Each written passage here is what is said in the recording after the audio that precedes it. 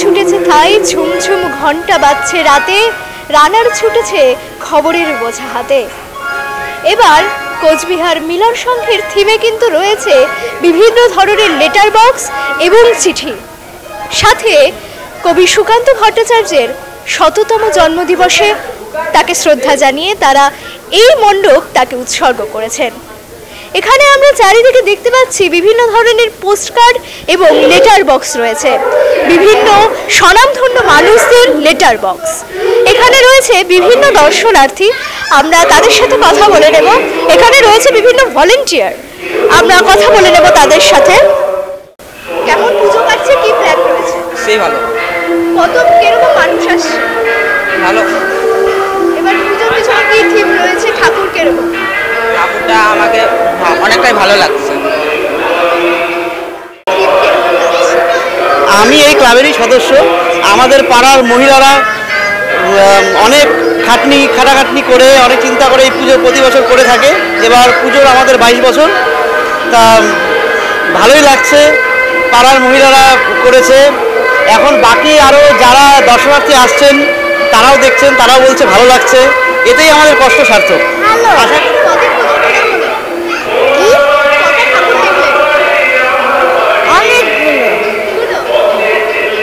পুজো কিরকম লাগছে, কদিন ঘুরেছো?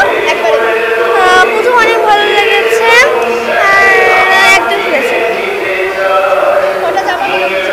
5টা। ভালো লাগছে, পঞ্চমীতে ঘোরাঘুরি স্টার্ট হয়ে গেছে। কেমন লাগছে, পুজোর কি থিম রয়েছে? খুব ভালো হয়েছে। এটা আমাদের একটা মানে নস্টালজিক একটা ব্যাপার। আগে চিঠি মানে হচ্ছে গিয়ে চিঠি শুধু খবর, আর এখন যেমন ইলেকট্রনিক মিডিয়া হওয়াতে চিঠির গুরুত্ব কমে গেছে। এই চিঠিটা আমাদের একটা জিনিস মনে করে দিচ্ছে, অতীত দিনের জিনিসটা মনে করিয়ে দিচ্ছে। আগে যেমন বাড়িতে লোকেরা যখন বাইরে যেত তখন বাড়ির লোকের অনেক চিন্তা হতো, সে একটা চিঠির আশায় বসে থাকতো, কবে চিঠি আসবে। পিয়ন আসছে, পিয়নকে জিজ্ঞাসা করতো যে চিঠি এসছে কি না, এইভাবে অপেক্ষায় থাকতো। চিঠি আসলে যে সেখানে কত আনন্দ হতো সেটা বলে বোঝানো যাবে না আর কি। সেই চিঠিটাই আমরা এবার তুলে ধরেছি এই বিষয়তে। খুব ভালো জিনিস এটা। ঠাকুর তো এখনো আমি এবার তো 12, এবার ঘুরতে বেরোয়নি বেশি একটা, তাও তৃতীয়ার থেকে এবার যেরকম ভিড় অন্যবার সেরকম দেখিনি, ভালোই কাটছে বেশ। আর এই পুজোটাও বেশ ভালো লাগলো। এবার কুচবিহারে বেশ দারুণ পুজো হয়েছে, সব খুব ভালো লাগলো। পুজো কেমন কাটছে, কি কি উদ্যোগ রয়েছে? পুজো তো ভীষণই ভালো কাটছে, আশা রাখছি ভালো কাটবে। এখনও অবধি সব ঠিকঠাক আছে। এটা হলো এই বছরের 22 বছরের পুজো, আমাদের মহিলা পরিচালিত শুধু বলবো না, সেটা ভুল হবে, কারণ মহিলাদের পাশাপাশি ছেলেরাও ভীষণভাবে সবারই একান্তভাবে প্রচেষ্টা, সেইভাবে পরিকল্পিত করে যে এই থিম আমাদের এবার যেটা চিঠি হয়েছে চিঠি, এই চিঠিটা একটা হারিয়ে যাওয়া বিষয়। সেই হারিয়ে যাওয়া বিষয়টাকে আবার পুনরাবৃত্তি করে আমরা এই থিমটাকে করেছি।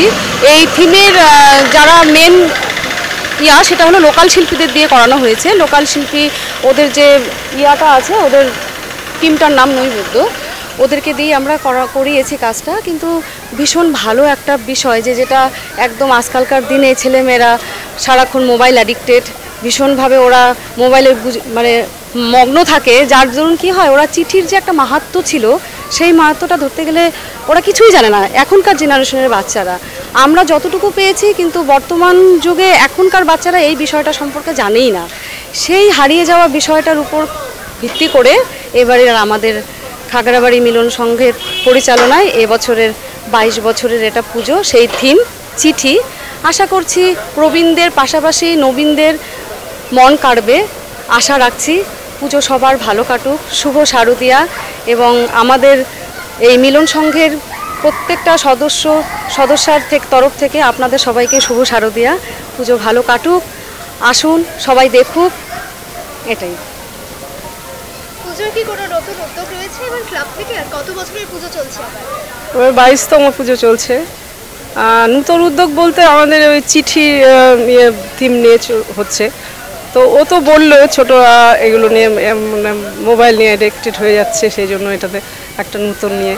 কিন্তু আমরা যারা বড়রা তারাও আমরা মানে এটাতে খুব থাকি। আমরা আমাদের শৈশব খুঁজে পাই, তারুণ্যকে খুঁজে পাই, আমাদের মধ্যে একটা নস্টালজিয়া কাজ করে। আমরা খুঁজে পাই রবীন্দ্রনাথকে, আমরা খুঁজে পাই সুকান্তকে। Letter writing is an art which is lost, but it is a fine art. আমরা দেখতে পাচ্ছি এইসব হোয়াটসঅ্যাপ মেসেঞ্জারের যুগেও লেটার রাইটিংকে নিয়ে বা লেটার বক্সকে নিয়ে এই ক্লাব কিন্তু ভীষণ সুন্দর একটি উদ্যোগ নিয়েছে। আমরা আরও ক্লাবে যাব, আরও পুজো দেখব, জানাবো অনুভূতি। ক্যামেরায় বিপ্লব সূত্রধরের সাথে আমি দৃষ্টি মুখার্জি, সিকন খবর।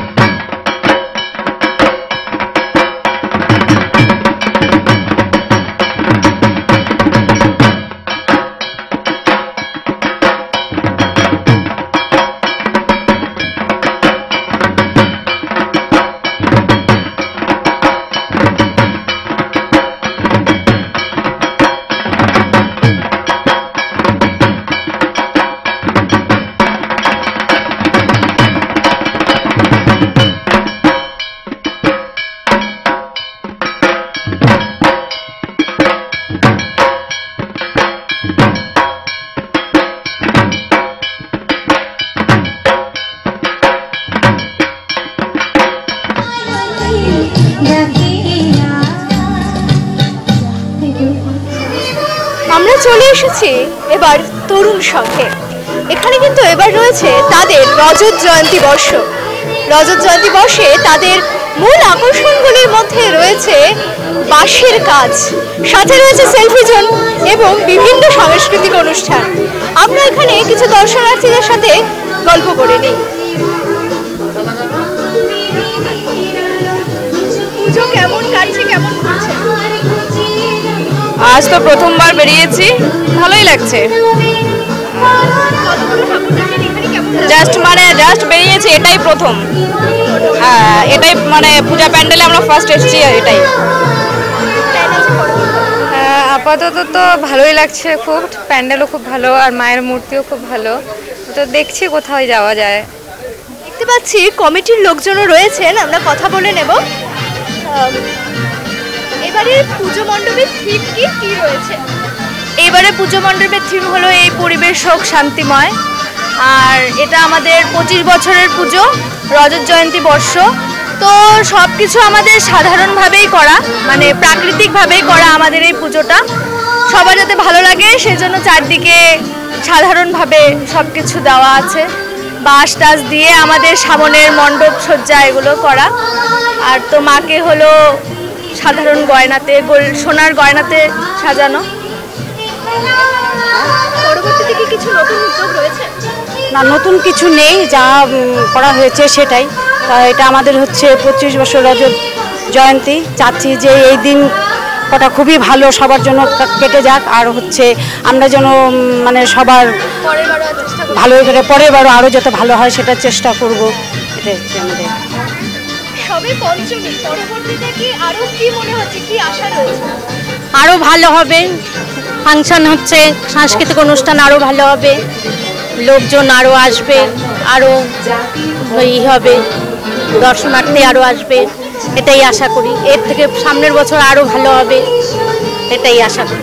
প্রথম থেকে শুরু হয়েছে, এটা 10 দিন, তো পুরো আনন্দ হবে। 8 দিন আর কি, 8 দিন হবে এখানে। দশমীর পরের দিন বিসর্জন হবে আর কি, ভালোই লাগছে। দেখে নিলাম তরুণ সংঘের পুজো। এখানে কিন্তু বিশেষ করে মহিলা ওরিয়েন্টেড একটি পুজো, ভীষণ ভালো লাগছে এবং তাদের এক্সাইটমেন্ট তো আলাদাই রকমের। আমরা যাব পরবর্তী মণ্ডপে। ক্যামেরায় বিপ্লব সূত্রধরের সাথে আমি দৃষ্টি মুখার্জি, সিকন খবর।